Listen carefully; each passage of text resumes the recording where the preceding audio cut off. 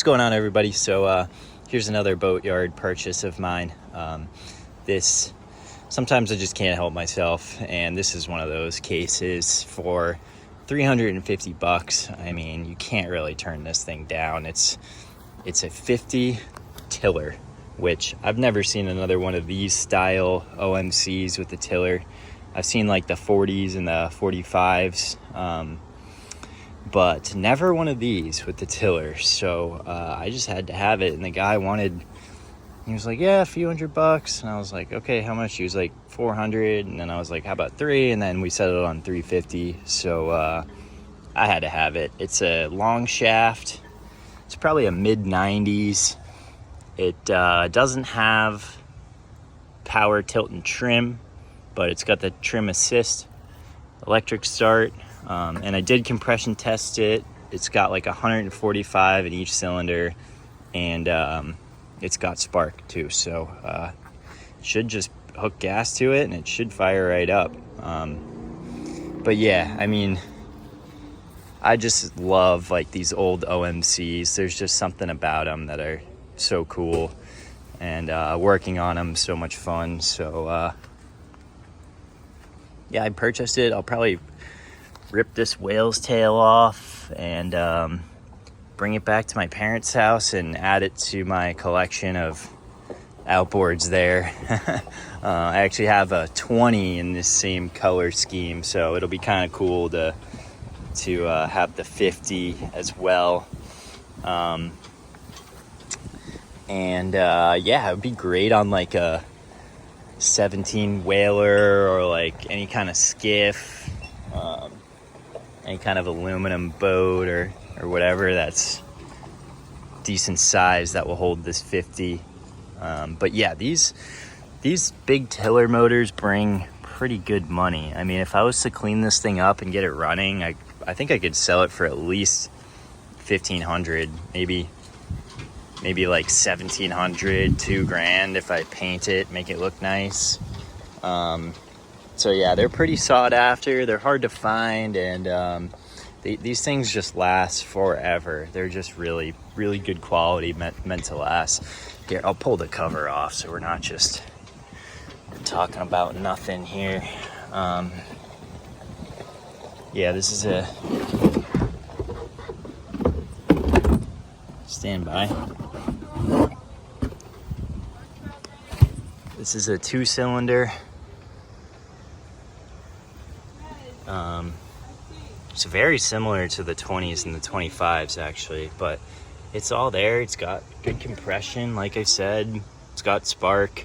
The only thing that I noticed right off the bat is the start button is pretty roached and dry rotted, so I'll probably have to get a new one of those. But I just jumped it right to the starter, and she cranked over. Good compression, spark, whatnot. So yeah, I'm pretty excited about this thing.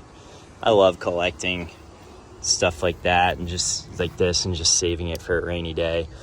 The only thing that's slightly concerning is this is tilted up right now, obviously, and sometimes they can get seized on this tilt tube, which kind of appears to be the case, and that's kind of a bitch to get them free again. But other than that, I think I could get this thing running in a matter of hours, or a matter of, half an hour or whatever. Just hook some gas to it and light it off. It is a long shaft, which, it's kind of give or take. It would be cool if it was a short shaft, because then you got a short shaft tiller, which is like the electric start, which is like the golden trifecta of outboards. But yeah, like I said, I've never seen one of these before. I've seen the commercial ones, pull start, but never this style with the tiller. And I do believe it came that way, because this is all looks pretty legit. So yeah, I'm happy about that. And then also there's another one over here, which is the same color combo, same vintage, also electric start, also tiller, also long shaft. This, like I said, I have a 20 that's very similar to this. That one's pull start though. Those are the old risers and manifolds for the Donzi. But yeah, the guy wanted $400 for this, which I would buy it. The only thing that concerns me on here is this flywheel has a little bit of play in it, which that's the problem with my other one, is this top bearing is shot. So it just kind of runs like crap because of that. So that's a little concerning to me. That can total these motors. I don't know if you can get that bearing from the top out or you have to split the case.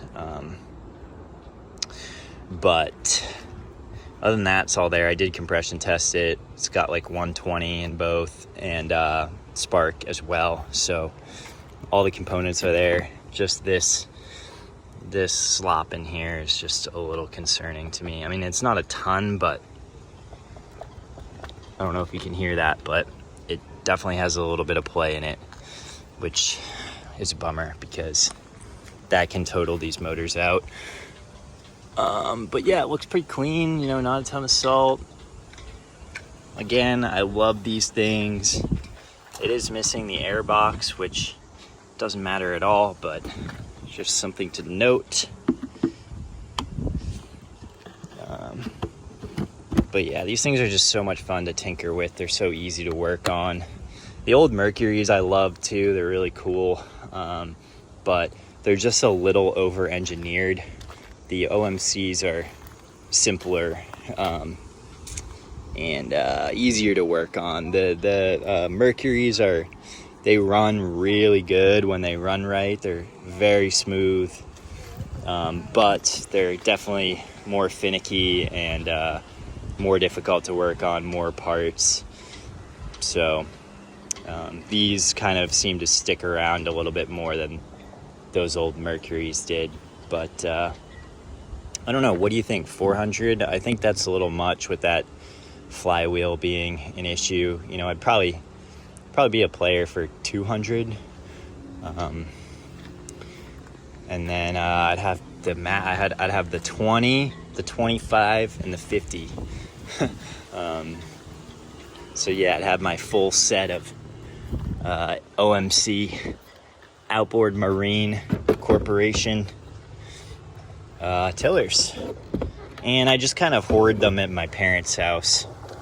It's not really worth lugging around with me and going up back and forth to Florida, but it's cool to have it for a rainy day. You know, some skiff down the road, throw this on there, it would be pretty freaking cool. So yeah, stay tuned for more videos, getting that thing running, and possibly finding a boat for these in the future.